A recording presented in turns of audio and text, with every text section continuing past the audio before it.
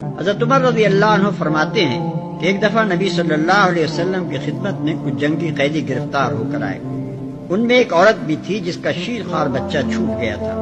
اور وہ مامتا کی ماری ایسی بے چین تھی کہ جس بچے کو پا لیتی اسے چھاتی سے چمٹا کر دودھ پلانے لگتی تھی۔ نبی صلی اللہ علیہ وسلم نے اس کا حال دیکھ کر ہم لوگوں سے پوچھا، کیا تم لوگ یہ توقع کر سکتے ہو کہ یہ ماں اپنے بچے کو خود اپنے ہاتھوں آگ میں پھینک دے گی؟ ہم نے عرض کیا، ہرگز نہیں، خود پھینکنا تو درکنار، وہ آگ گرتا ہو تو یہ اپنی حد تک اسے بچانے میں کوئی کسر اٹھا نہ رکھے گی۔ فرمایا،